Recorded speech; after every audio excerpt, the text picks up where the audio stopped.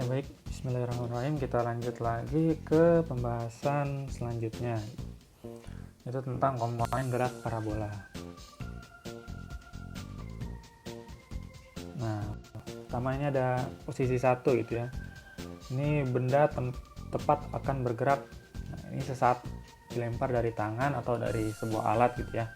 Nah, maka memiliki V0 atau kecepatan awal. Kemudian maka dia akan naik ke atas gitu.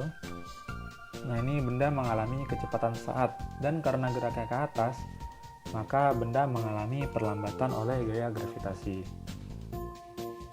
Nah, ini posisi ketiga atau posisi puncak di sini, benda mengalami perlambatan.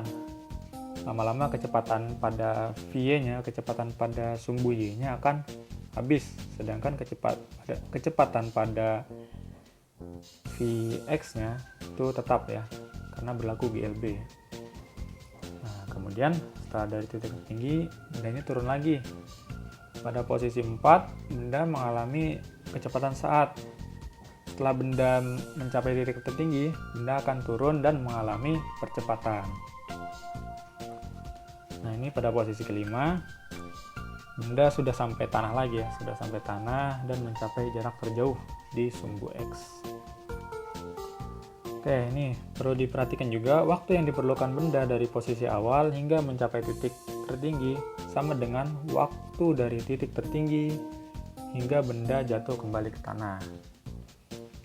Ini posisi 1, mari kita bahas secara matematisnya. Nah, ini posisi 1 paling bawah gitu ya. Nah, kita uraikan ya, V0-nya pada sumbu X atau VOX dan V0 pada sumbu Y atau VOY. Nah, ini seperti yang sudah kalian ketahui gitu ya. Jika VOX maka berlaku V0 cos alpha, dan VOY-nya maka V0 sin alpha.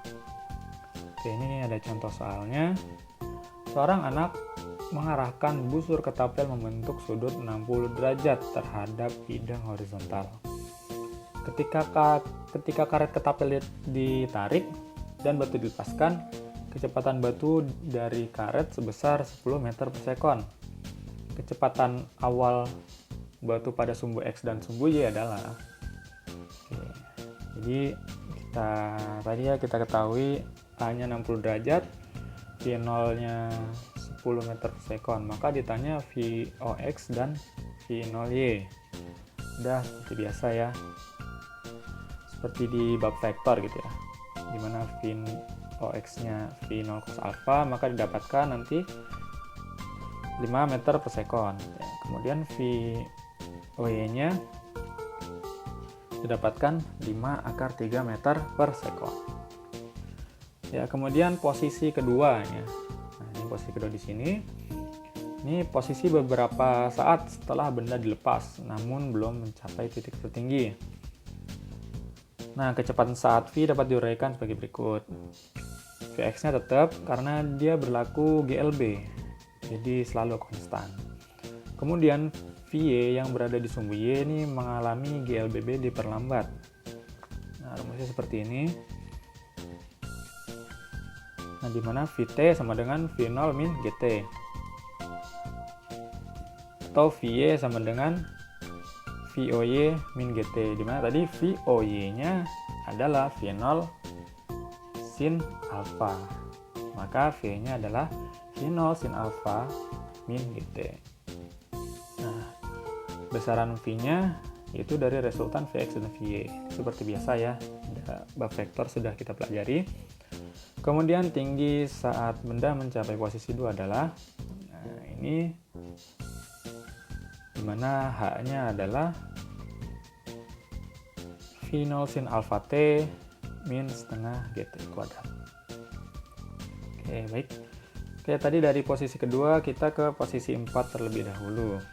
Nah, posisi 4 di sini, ini benda mulai bergerak turun tapi belum mencapai ke tanah. Nah, yang membedakan posisi 4 dengan posisi 2 yaitu pada posisi 4 benda mengalami GLBB dipercepat atau gerak jatuh bebas gitu ya. Nah, ini kecepatan saat pada V dapat diuraikan. Nilai Vx-nya sama ya, V0 cos alfa. Untuk nilai V-nya bedanya tadi adalah sekarang ya, karena dipercepat maka rumusnya V sama dengan V0 sin alfa plus GT. Maka besar V yaitu resultan dari Vx dan Va. Seperti ini. Nah, sedangkan tinggi saat benda mencapai posisi 4 adalah H sama dengan V0 sin alfa T plus setengah GT kuadrat. Oke, ini ada contoh soalnya. Sebuah peluru ditembakkan dengan kecepatan awal sebesar 80 meter per sekon dan membentuk sudut elevasi 37 derajat. Komponen kecepatan dalam arah horizontal dan vertikal setelah 1 sekon adalah.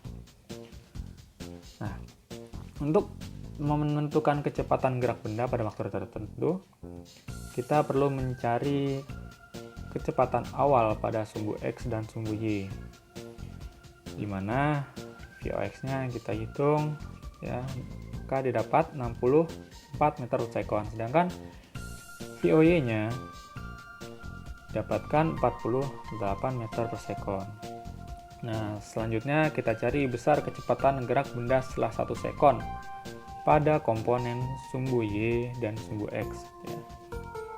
Nah, pada sumbu X benda mengalami GLB yang berarti kecepatan benda tetap, sehingga sudah tinggal dijawab saja ya, Vx sama dengan Voy sama dengan 60 meter per sekon gitu ya.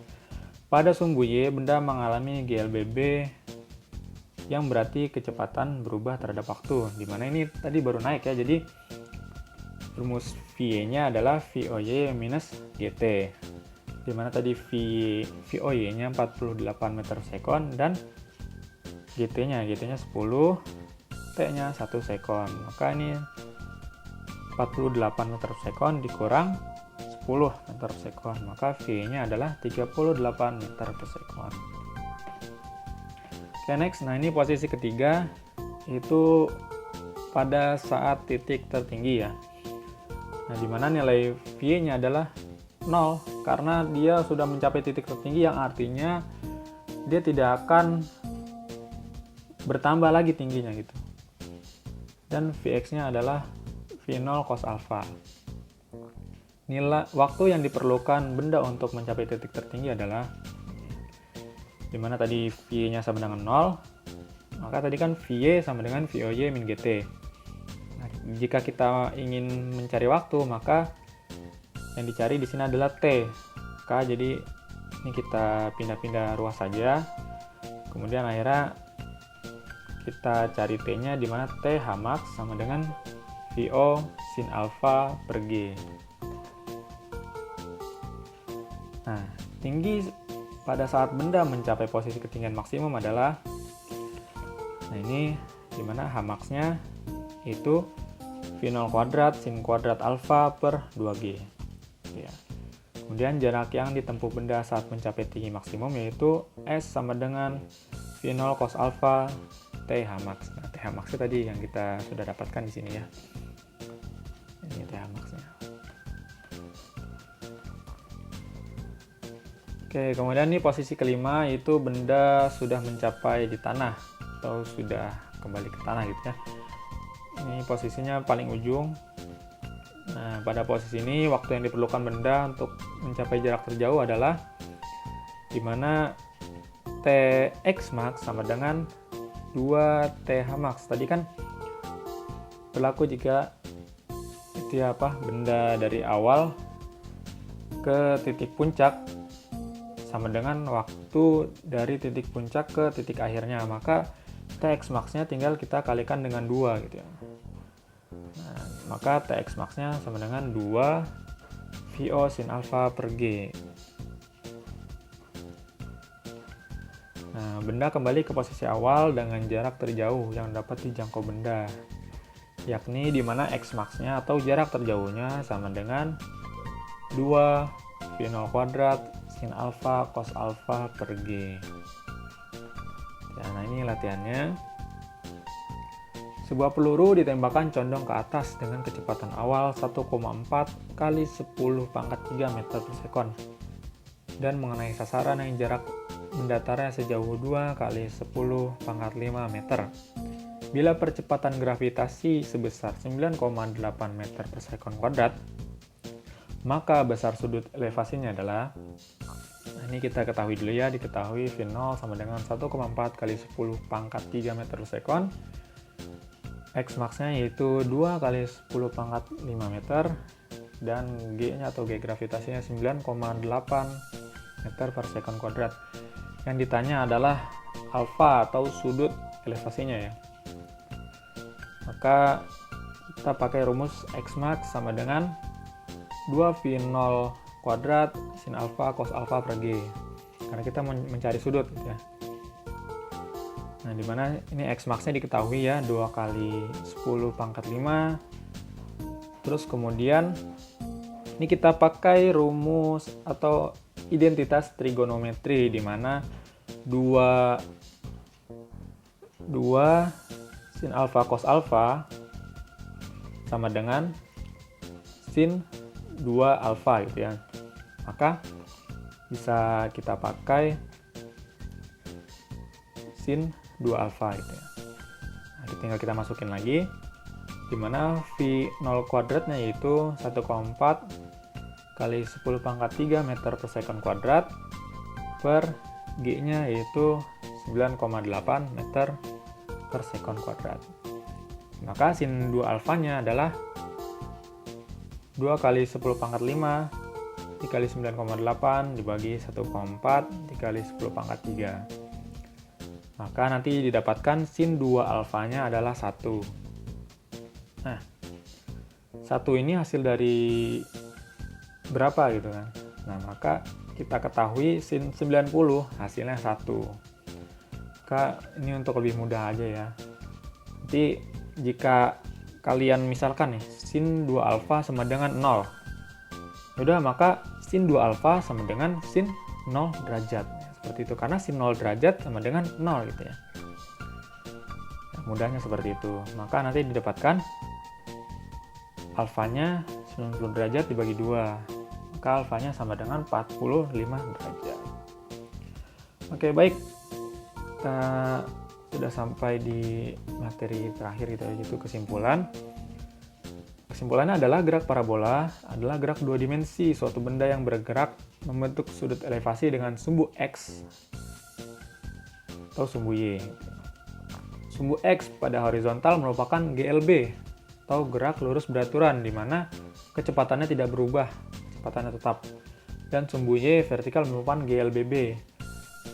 Kedua gerak ini tidak saling mempengaruhi, hanya saja membentuk suatu gerak parabola.